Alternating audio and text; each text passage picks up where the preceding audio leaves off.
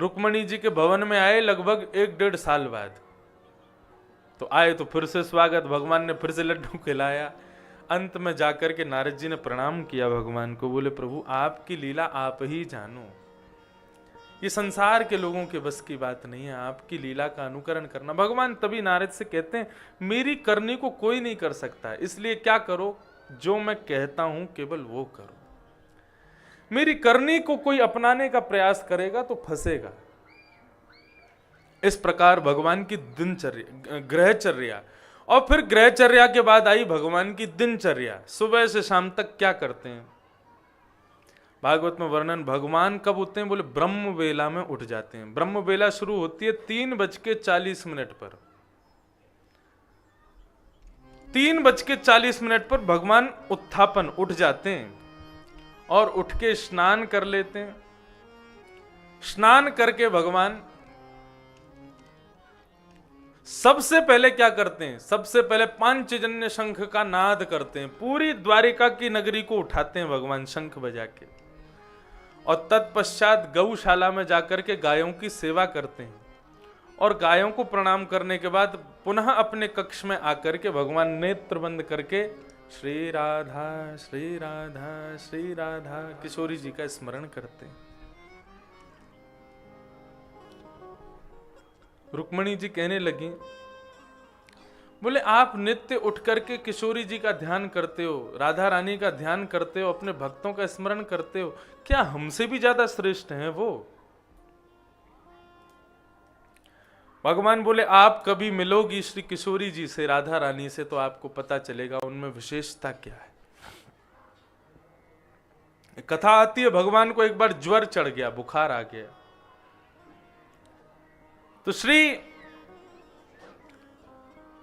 अश्वनी कुमार वैद्य हैं देवताओं के, उन वैद्यों ने जाकर के भगवान का उपचार किया। तो जब उपचार किया तो भगवान का ज्वर दूर नहीं हो रहा था,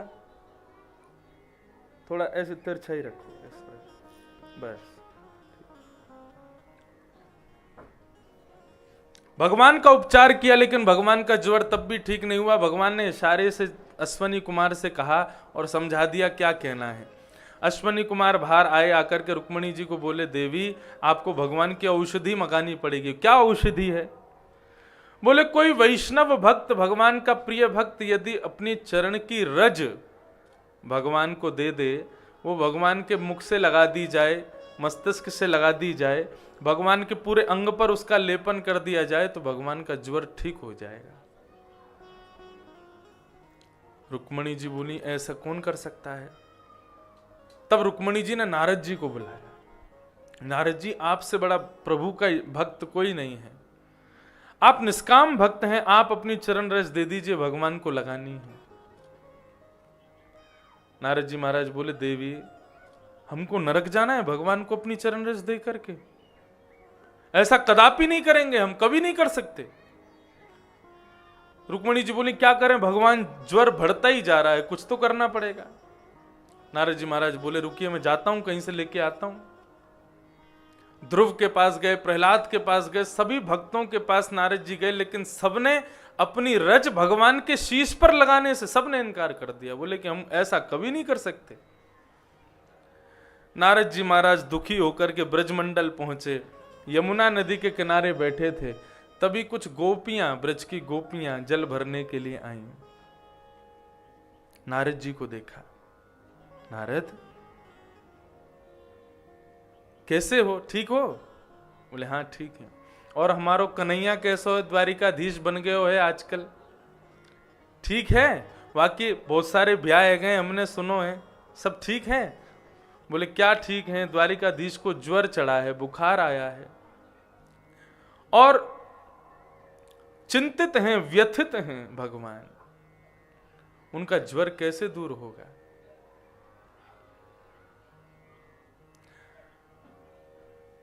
नारद जी महाराज कहने लगे, बोले कि गोप देवी यदि कोई व्यक्ति अपनी चरण की रज दे दे, कोई वैष्णव भक्त अपनी चरण रज दे दे, और वो चरण रज यदि भगवान के माथे से लगा दी जाए, उनके मुखमंडल में दे दी जाए, उनके पूरे अंग पर उसका लेपन कर दिया जाए तो भगवान की पीड़ा दूर हो जाएगी।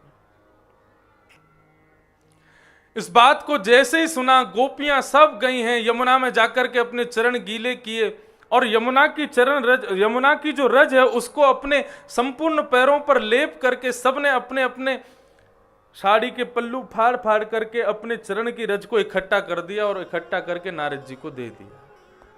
बोले लो ले जाओ, जाकर के कन्हैया के शीश पर लगा देना, मुख में लगा देना और रख लेना, रुक्मणी को दे देना। आगे कभी भी खांसी जुकाम भी हो ना कन्हैया को तो हमारी चरण रज लगा देना उसको।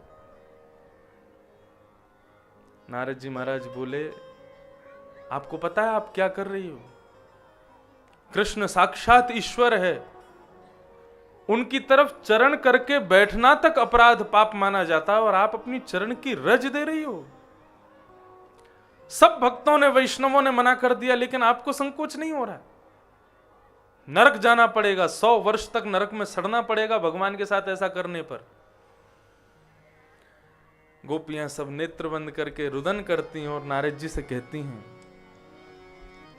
हमें नरक जाना पड़े, हमें पीड़ा सहनी पड़े, लेकिन हमारी चरण रज से यदि कन्हैया की पीड़ा दूर होती है तो वो नरक स्वीकार है, लेकिन कृष्ण की पीड़ा स्वीकार नहीं है। कृष्ण का विरह, कृष्ण का रोग हमें स्वीकार नहीं है, हम पीड़ा में रह सकते। इसीलिए नारद जी कहते हैं कि प्रेम तो गोपियां करती हैं, तत् सुखे सुखित्वम, वो सुखी है जिससे हम उससे सुखी। ये हैं ब्रज की गोपियां और श्री राधा रानी। भगवान अश्वमेध यज्ञ के लिए कुरुक्षेत्र पहुंचे और उसी कुरुक्षेत्र में समस्त ब्रजवासी पहुंचे। मैंने कल की परसों की कथा में बताया था, समस्त ब्रजवासी पहुंचे, यशोदा मैया भगवान से मिली थी, समस्त पटरानियां भगवान की आपस में बात करने लगी। पूरा ब्रजमंडल आया है यहां पर? बोले हाँ आया तो है, राधा रानी भी आई हैं, चल करके दर्शन करें। सब पटरानियां श्री किशोरी जी राधा रानी का प्रथम बार दर्शन करने के लिए जा रहे हैं। अद्भुत कथा। रुक्मणी आदि पटरानियां जैसे ही ब्रज के शिविर में प्रवेश करती हैं, ब्रजमंडल के समस्त लोगों को देखती हैं, सबके मुखमंडल पर केवल कृष्ण कृष्ण कृष्ण कृष्ण नाम की ध्वनि। रुक्मणी जी ने किसी से पूछा, बोले सुनिए ये राधा रानी कहाँ विराजती हैं? बोले सामने का जो शिविर है ये राधा रानी का है, आप जाओ मिल लो। रुक्मणी जी ने जैसे ही अंदर प्रवेश किया, असंख्य कमलों की कांति को भी फीका करने वाली सुंदर कमलाकृत रूप में एक सुंदर स्त्री सामने बैठी है। उसे देखकर के रुक्मणी आदि पटरानियों को अपनी सुंदरता पर लज्जा आने लगी। बोले हम काय बात की सुंदर? बोले ये किशोरी जी हैं, प्रणाम करो। समस्त पटरानियों ने प्रणाम किया, दंडवत प्रणाम किया, हे किशोरी जी हमारा प्रणाम स्वीकार करें। वो स्त्री खड़ी हो गई, बोले नहीं नहीं नहीं, मैं किशोरी, मैं राधा रानी नहीं हूं। तो बोले फिर? मैं उनकी दासी हूं, वो तो भीतर विराज रही। रुक्मणी आदि सब बिल्कुल ऐसी स्तब्ध हो गई। अंदर प्रवेश किया तो बाहर जो दासी थी उससे भी लाख गुना ज्यादा सुंदर एक स्त्री खड़ी है। उसके कमल नैनों को देख करके रुक्मणी जी मोहित हो गई, उसके नेत्रों को ही देख रही हैं। बोली निश्चित किशोरी जी हैं, प्रणाम करो। प्रणाम किया। बोले हमारा प्रणाम स्वीकार करें किशोरी जी। मैं किशोरी नहीं हूं, किशोरी जी भीतर हैं, मैं दासी हूं उनकी। ऐसे 3 बेड़ियां पार की, 3 स्त्रियों से मिलकर के तो रुक्मणी जी ने घूंघट कर लिया। अपना मुख क्या दिखाएंगी, हम अपने रूप का गुमान करती हैं। और जैसे ही भीतर प्रवेश किया, असंख्य सुंदरी नारियां चारों तरफ खड़ी हैं और बीच में श्री किशोरी जी विराजमान है। किशोरी जी के रूप को देख करके 45 मिनट तो रुक्मणी जी केवल मानो जैसे कोई दौरा पड़ गया हो, स्तब्ध बैठी रही और उनके मुखमंडल की कांति को देख रही हैं। कमल नयन है किशोरी जी के। रुक्मणी जी से किसी ने पूछा किशोरी जी कैसी हैं, तो उन्होंने कहा कि रात्रि में जब कृष्ण शयन कक्ष में आते हैं, अपना मुकुट उतारते हैं, अपने सारे आभूषण उतारते हैं, अपने केशों को खोलते हैं, और उस समय केश खोल करके जब शयन शैया पर कृष्ण लेटते हैं, उनके श्याम वर्ण को यदि गोरा कर दिया जाए तो वही किशोरी जी हैं। ऐसी है किशोरी जी। रुक्मणी जी ने चरणों में प्रणाम किया और एक दूध से भरा हुआ प्याला किशोरी जी को दिया। बोले हम कृष्ण पटरानियां हैं। अभी तक तो किशोरी जी केवल नीचे देख रही थी, लेकिन जैसे ही कहा कृष्ण पटरानी तो अपने नेत्र ऊपर करके रुक्मणी आदि को देखा और रुक्मणी को अपने हृदय से लगाया। रुक्मणी जी ने दूध दिया तो किशोरी जी बोली जिस दिन से कृष्ण ब्रज छोड़ के गए, हम ब्रजवासियों ने दूध पीना बंद कर दिया। तभी सत्यभामा बोली कृष्ण ने ही भेजा है आपके लिए, द्वारिकाधीश ने भेजा है। जैसे ही पता चला समस्त गोपियों को कृष्ण ने हमारे लिए दुग्ध भेजा है, इतने में ही किशोरी जी ने उनके हाथ से वो दुग्ध का प्याला लिया, पीने लगी। उनके मुखमंडल से छलकने वाले दुग्ध को बाकी की समस्त गोपांगनाओं ने अपनी अंजलि में भर करके पान कर लिया। हमारे प्रियतम कृष्ण ने हमारे लिए भेजा है।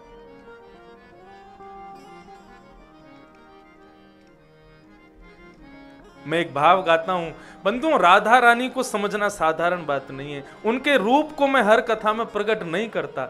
लोग श्री किशोरी जी राधा रानी के रूप को नहीं समझ पाते हैं, उनके लिए पृथक बुद्धि रखते हैं। ये गलत है। ठाकुर जी से बिल्कुल पृथक नहीं है, भगवान ही किशोरी जी के रूप में आए हैं। हमारे ब्रजमंडल में जय श्री कृष्ण तो हम लोग बोलते हैं, लेकिन बाकी सब तो राधे राधे ही बोलते हैं। हम जय श्री कृष्ण किसी को बोले तो ब्रज में सब उल्टे में राधे राधे ही बोलते हैं। बोले कन्हैया तो केवल दर्शन देवे वारो है, लेकिन पूरे ब्रजमंडल को अदृश्य रूप से जो संचालित कर रही हैं वो तो श्री किशोरी जी राधा रानी। आज कथा का प्रारंभ भी राधा रानी को स्मरण करके हुआ। 2 मिनट बड़े प्रेम और भाव से, ये एक बड़ा ही विरह भाव है किशोरी जी का।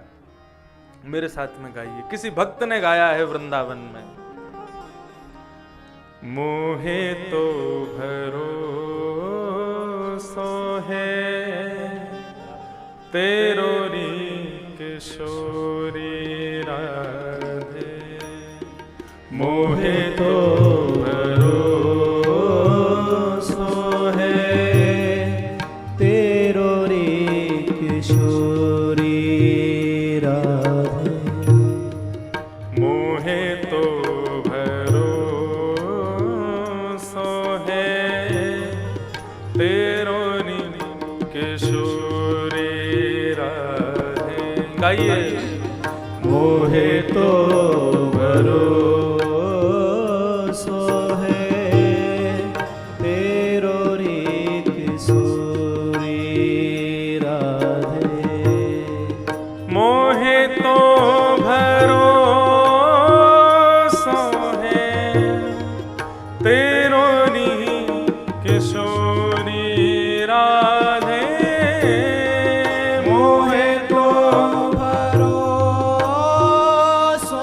है तेरो री किशोरी राधे, मोहे तो भरोसो है तेरो री किशोरी राधे, मोहे तो भरोसो है तेरो री किशोरी राधे, मोहे तो भरोसो। स्मरण कीजिए श्री किशोरी जी का, ब्रज धाम का, वृंदावन धाम का, श्री राधा रानी की जय हो।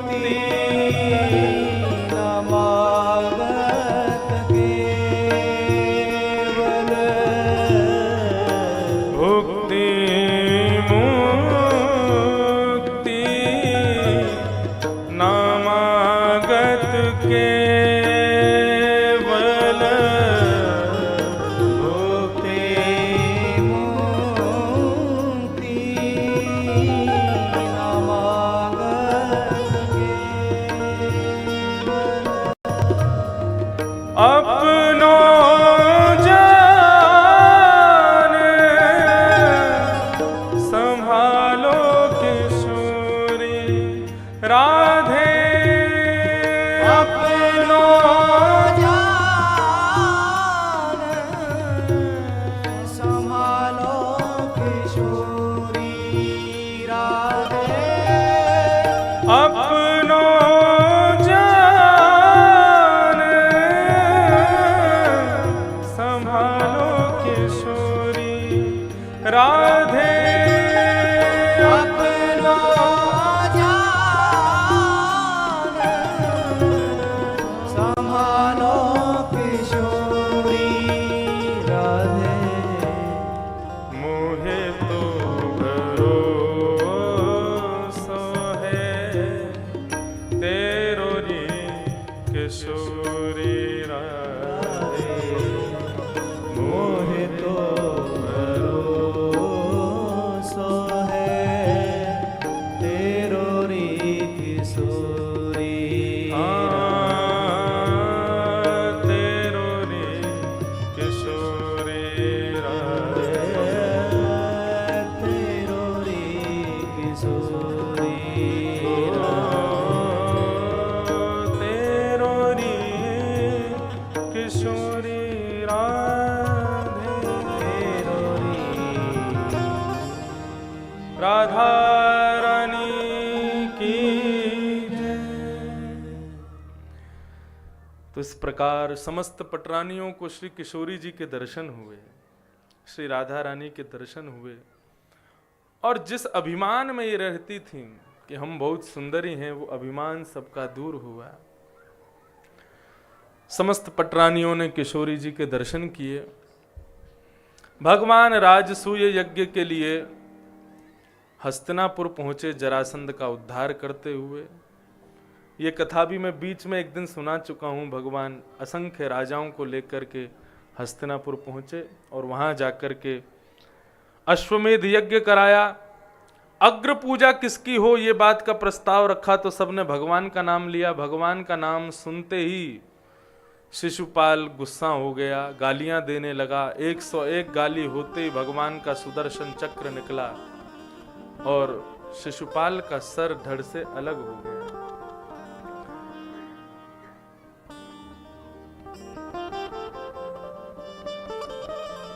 इस प्रकार भगवान ने राजसूय यज्ञ जरासंध उद्धार कराया और तत्पश्चात भगवान के प्रिय मित्र सुदामा की कथा भागवत में कही गई।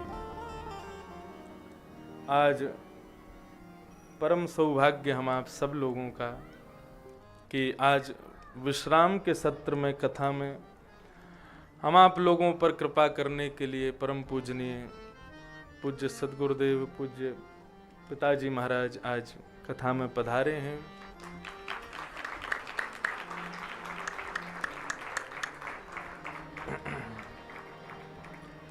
गोपाल राधा कृष्ण गोविंद गोविंद, गोपाल राधा कृष्ण गोविंद गोविंद, गोपाल राधा कृष्ण गोविंद गोविंद, गोपाल राधा कृष्ण गोविंद गोविंद, कृष्ण गोविंद गोविंद कृष्ण गोविंद गोविंद, कृष्ण गोविंद गोविंद कृष्ण गोविंद गोविंद, कृष्ण गोविंद गोविंद, कृष्ण गोविंद गोविंद,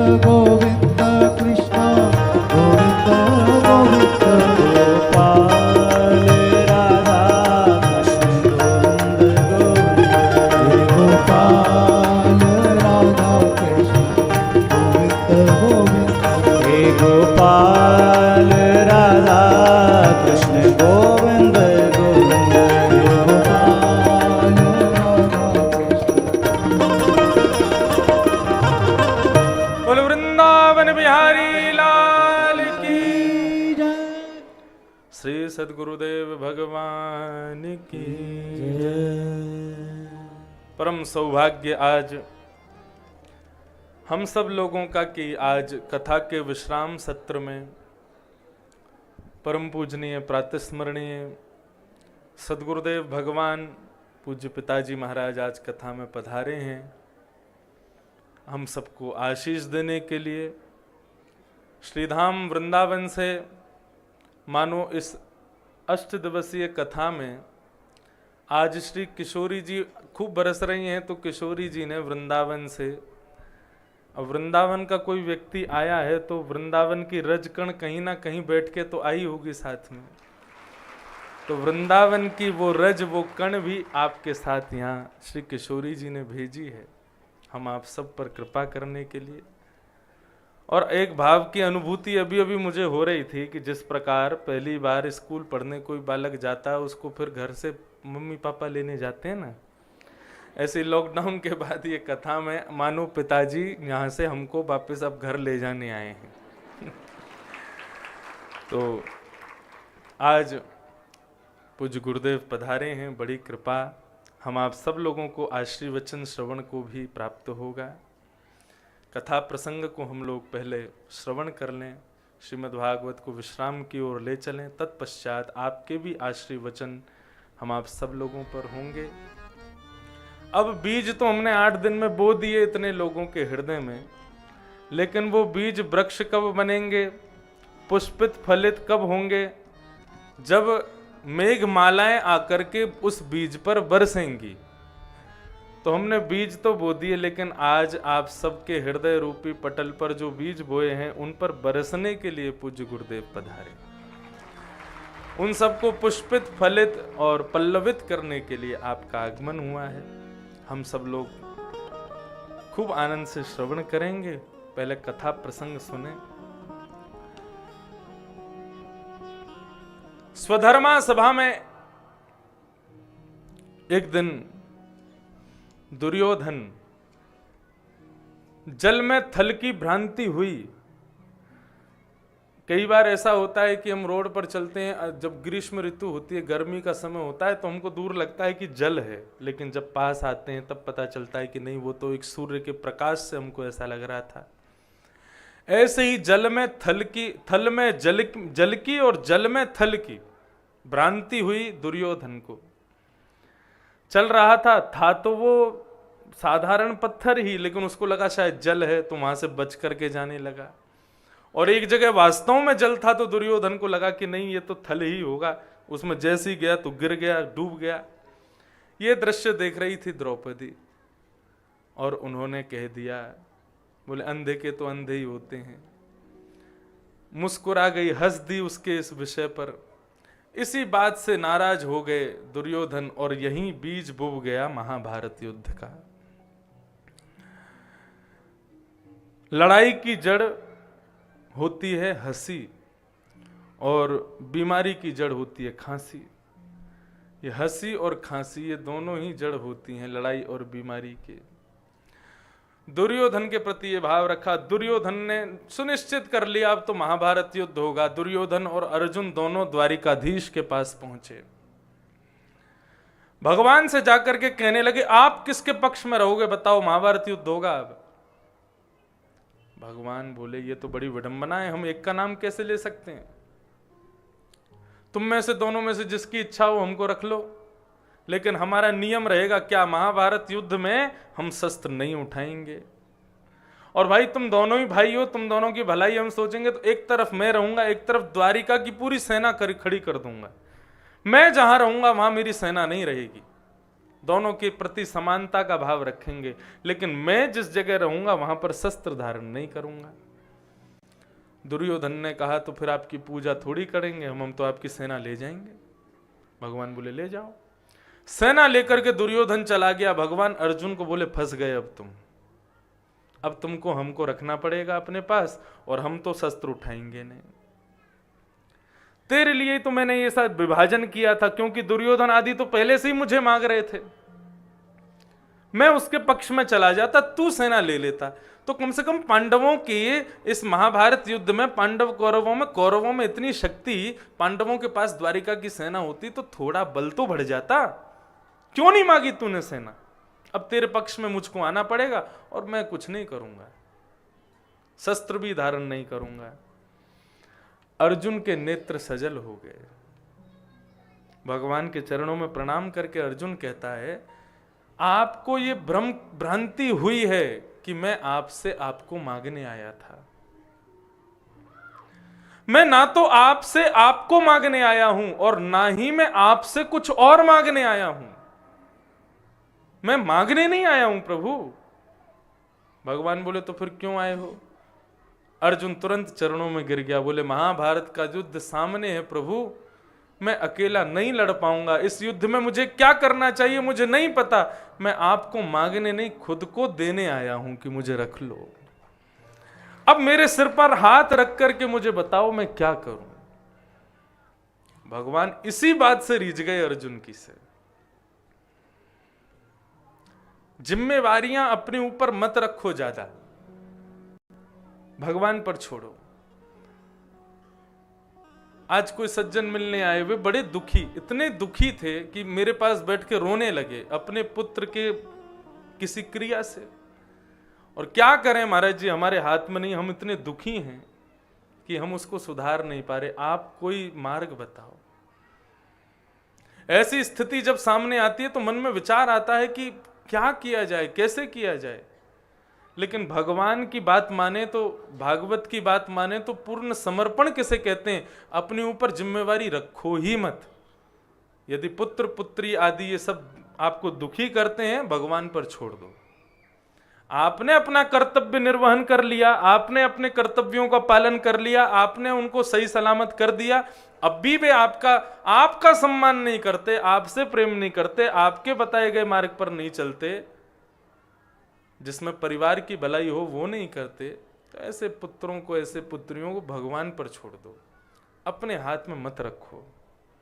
भगवान से बस रोज यही प्रार्थना करो, बोले जिसमें हमारी भलाई हो वो कीजिए हमारे साथ। भगवान भरोसे छोड़ो। अर्जुन ने अपनी संपूर्ण महाभारत की रणनीति को भगवान के हवाले छोड़ दिया। आप जो कहोगे वो करूंगा मैं, अब जिसमें मेरी भलाई होगी आप सोचो। और भगवान के ऊपर जब छोड़ा तब देखा क्या हुआ, पार कर गया। लेकिन इसका मतलब ये नहीं है कि कमरे में जाके बैठ जाओ, अंदर से लॉक कर दो, भूख लग रही है, भूख लग रही है, खुद नहीं खाऊंगा, भगवान आके खिला जाए। भूखे मर जाओगे, भगवान नहीं आएंगे। भगवान कहेंगे जिन कर्मों को करने, उपस्थित भोगों को खुद भोगो, उपस्थित क्रियाओं को खुद करो, जो तुम्हारी क्षमता है वो करो, फल मेरे पर छोड़ दो। फल की इच्छा मत रखो, केवल कर्म करो। वो कर्म अच्छा होगा बुरा होगा, उसका फल अच्छा होगा बुरा होगा, वो मेरे पर छोड़ो। गीता में भगवान कहते हैं कर्म फल त्याग, कर्म तुम्हारे बट में है, फल मेरे बट में, फल मत सोचो। हम लोग दुखी क्यों रहते हैं? हम कर्म बाद में करते हैं, फल पहले सोच लेते हैं। गुना में एक फैक्ट्री लगाएंगे, अभी कुछ किया नहीं है, उसकी धन की भी व्यवस्था नहीं फैक्ट्री लगाने की, लेकिन पहले से सोच रहे हैं गुना में फैक्ट्री लगाएंगे, वहां इतने काम करने वाले रखेंगे, वहां ऐसा करेंगे, वहां ऐसा करेंगे, वहां ऐसा करेंगे। अब आपने पहले ही सोच लिया उससे मुझे इतना धन मिलेगा, उससे इतना बड़ा घर बना लूंगा, बेटी का वहां ब्याह कर दूंगा, बेटे का वहां ब्याह कर दूंगा। अब ये सब पहले सोच के बैठ गए, फिर क्या होता है जब कर्म करने जाते हो तो भगवान भी तो बड़े खेलते हैं, जो जो आपने सोचा वही नहीं होने देंगे, उससे क्या होगा, दुखी हो जाओगे। इसलिए भगवान कहते हैं केवल कर्म करो, लेकिन फल की इच्छा मत रखो। कर्म करना तुम्हारा दायित्व है और फल देना मेरा दायित्व है। बड़ी प्रसिद्ध कथा है। एक आदमी तेल का घड़ा लेकर के जा रहा था और रास्ते में सोचता जा रहा था मैंने 5 रुपए का तेल खरीदा है, अब इसको 10 रुपए का बेच दूंगा, 5 रुपए का मुझे फायदा हो जाएगा। कल को 2 तेल के घड़े खरीदूंगा, उनको बेच दूंगा, 20 रुपए का फायदा होगा, 30 रुपए का फायदा। ऐसी फायदे सोचते बोला एक दिन मुझ पर इतना पैसा आ जाएगा मैं खुद की तेल की दुकान लगा लूंगा, अपने यहाँ लोगों को नौकरी पर रखूंगा। अभी एक ही तेल का घड़ा लेके जा रहा है और रास्ते पर सोचता जा रहा है तेल का घड़े की दुकान लगा लूंगा और उसको लेकर के जाऊंगा, एक दिन फैक्ट्री लगा लूंगा, इतने सारे लोग मेरे यहां काम करेंगे और एक दिन मैं इस नगर का सबसे बड़ा सेठ बन जाऊंगा। तो नगर के जो वर्तमान सेठ हैं वो अपनी बेटी का ब्याह मुझसे कर देंगे। केवल एक घड़े का तेल लेकर जा रहा है अभी और रास्ते में सोचता जा रहा है कल को मेरा ब्याह होगा, छोटे छोटे बच्चे होंगे, मैं बहुत व्यस्त रहा करूंगा, अपने कार्यालय में बैठ कर के काम कर रहा हूंगा, तभी मेरा छोटा वाला बेटा आकर के मेरे पास कभी मेरा पेन खींचेगा, कभी हाथ खींचेगा। उसको देख करके मुझे बड़ा क्रोध आएगा, उसको उठा करके उसकी माँ की गोद में ले जा करके और मैं पटक दूंगा। और जैसे ही पटका तो अपने सिर के ऊपर जो घड़ा रखा था वो ही फेंक दिया, सारा सपना उसका धूमिल हो गया। इसलिए भगवान कहते हैं कर्म करो बस, फल क्या मिलेगा उसका विचार मत करो, फल मुझ पर छोड़ दो। अर्जुन ने वही किया। महाभारत युद्ध के लिए तैयार है, लेकिन जीतूंगा हारूंगा सब तुम्हारे हाथ में है, मेरे हाथ में कुछ नहीं है। आप रखो, आप करो, जो करना है करो। इस प्रकार से महाभारत की भूमिका बन गई। फिर उसके बाद कथा प्रसंग में भगवान के एक मित्र हैं जिनका नाम है सुदामा। सुदामा का प्रसंग आया। कृष्णस्यासि सखा कश्चित् ब्राह्मणो ब्रह्मवित्तमः विरक्त इंद्रियार्थेषु प्रशांतात्मा जितेंद्रिय। भगवान श्री कृष्ण के एक सखा हैं, मित्र नहीं सखा। मित्र में और सखा में अंतर होता है। मित्र किसे कहते हैं? जो जरूरत पड़ने पर मिले, यदा कदा मिलती, कभी कभी मिले, उसको मित्र कहते हैं। और सखा किसे कहते हैं? बोले सह खादती, संगी खाता है, संगी खेलता है, संगी सोता है, संगी रहता है, उसको सखा कहते हैं। भगवान भी हमारे मित्र नहीं है, भगवान भी हमारे सखा हैं। श्री मीराबाई कहती हैं, गिरधर जन्म जन्म का साथी हो जाए न बिसरूं दिन राती। गिरधर जन्म जन्म का साथी, गिरधर जन्म जन्म का साथी हो जाए न बिसरूं दिन राती। हो या है ना बिसरूं में दिन राती। हो जाए न बिसरूं दिन राती। हो या है ना बिसरूं में दिन राती। गिरधर जन्म जन्म का साथी, गिरधर जन्म जन्म का साथी। गिरधर जन्म जन्म का साथी। गिरधर जन्म जन्म का साथी। आपको बताएं, हमारे साथ गिरधर लाल जी रहते हैं, निरंतर रहते हैं, हमेशा रहते हैं। कहीं भी जाऊं मैं संगी जाते हैं। अब उनकी इच्छा क्या है ये मुझे कैसे पता चलता है? इसलिए हमने क्या किया है, मेरी जो भी इच्छा होती है मैं समझता हूं ये उन्हीं की इच्छा है। मुझे नींद आ रही है तो मैं समझ जाता हूं हमारे लाल जी को नींद आ रही है। मुझे भूख लगती है तो मैं समझ जाता हूं हमारे लाला को भूख लग रही है। और वास्तव में आप ऐसा करोगे तो ये वास्तव सत्य बन जाएगा। ठाकुर जी ऐसे ही अपनी लीला करवाते हैं। अर्चक के यहाँ जाके अर्चक की जो इच्छा है वो अर्चक की इच्छा नहीं, वो ठाकुर जी की इच्छा है। मेरी इच्छा हो रही मुझे रसगुल्ला खाना है तो मेरी इच्छा नहीं समझूंगा मैं। जैसे मेरे को इच्छा होगी कुछ खाने की तो मैं ठाकुर जी को देखूंगा, अच्छा खाने का मन कर रहा है, तभी मेरे अंदर तुम इच्छा प्रकट कर रहे हो।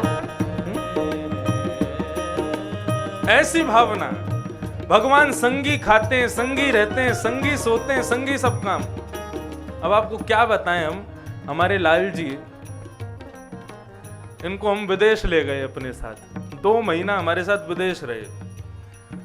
और विदेश में अब भारत के जैसी तो सब सामग्री मिलती नहीं, और दूध तो वहां बिल्कुल बढ़िया नहीं मिलता, पता नहीं कैसी जर्सी गायों का, और ठाकुर जी दूध के बिना रहते नहीं। अब ये बेचारे शौक शौक में विदेश तो चले गए हमारे संग, और वहां से आकर के भैया इन्होंने वहां पे दूध वूध का भोग मिलना लगाता नहीं था, भाव रखता था बस दूध पी लो, ऐसे कर लो। इतने श्रमित हो गए, इतने थक गए। और विदेश से मैं जैसे आज सवेरे पहुंचा भारत, और शाम को ही निकल गया छत्तीसगढ़, मेरी कथा थी, वहां पर भी गए। तो मुझे अंदर से लग रहा था कि हमारे लाल जी बहुत थक गए हैं, और मुझे था कि एक के बाद एक, एक के बाद एक, एक के बाद एक कथाएं हैं मेरी, कैसे करें। लाल जी थक रहे हैं, थकान मुझे भी हो रही थी, और विदेश से आते हैं तो फिर वो दिन रात का अंतर पड़ जाता है, सुबह नींद आती है, रात में उठते हैं। तो लग रहा था क्या करें ठाकुर जी, कैसे करेंगे, इतनी सारी कथाएं हैं और इनको श्रम हो रहा है। मैं सोच ही रहा था, अगले दिन सवेरे हमारे जो कथा देखते हैं, महाराज जी अगली कथा कैंसिल। मैंने कैंसिल? बोले हाँ। मैं चलो कोई नहीं, 7 दिन आराम कर लेंगे ठाकुर जी, और फिर उसके बाद कथा कर लेंगे। फिर आए बोले उसके अगली वाली भी कैंसिल। मैंने कि यार ऐसे मत करो, वो घर पे इतने दिन क्या करेंगे। फिर शाम को कथा करके मैं उठा, बोला तीसरी कथा भी कैंसिल।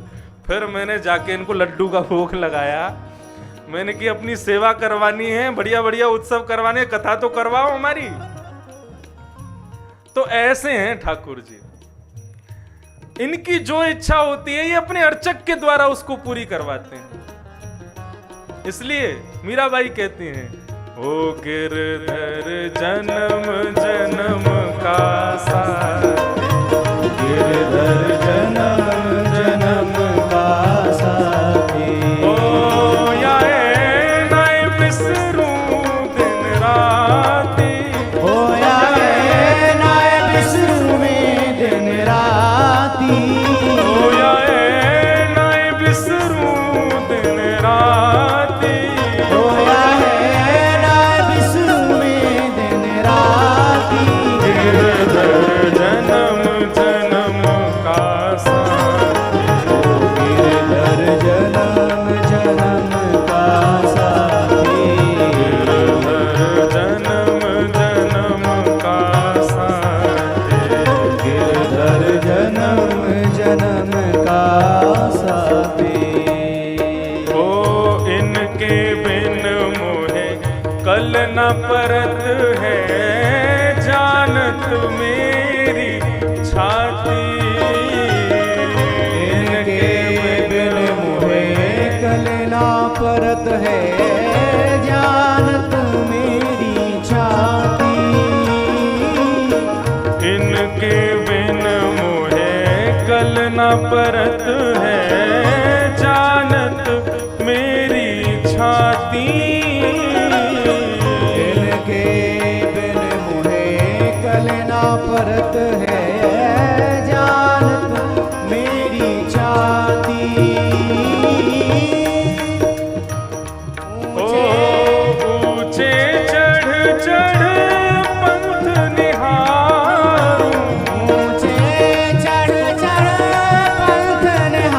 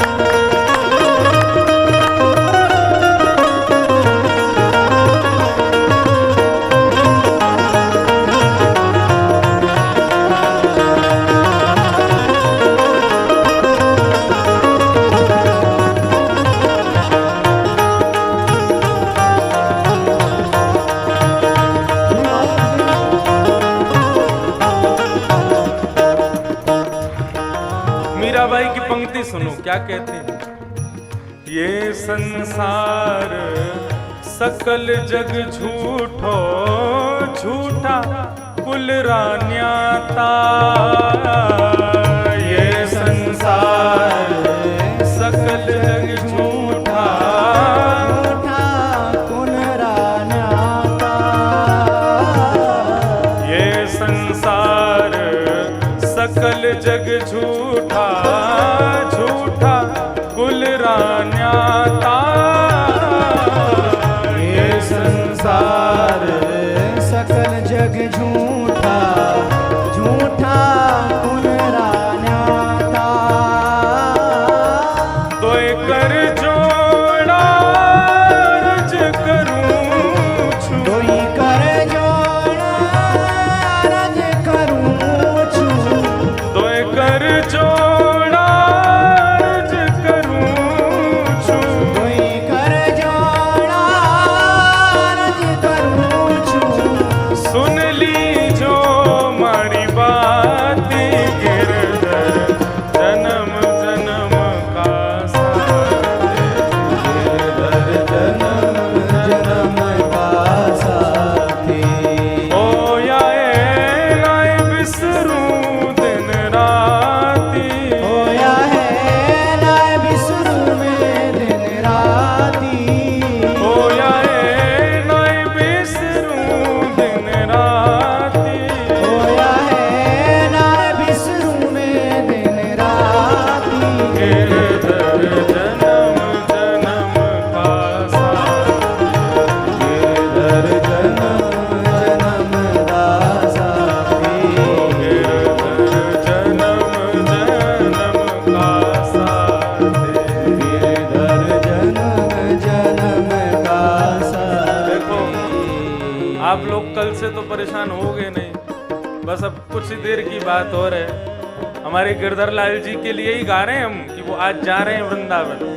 तो आप सब लोग उनको याद करेंगे, स्मरण करेंगे तो वो दोबारा आएंगे। अब सब स्मरण कर रहे हैं, ये पता कैसे चले? जब करताल की आवाज उनके कान तक कमरे में पहुंचे तब मानेंगे। श्री गिरधर लाल की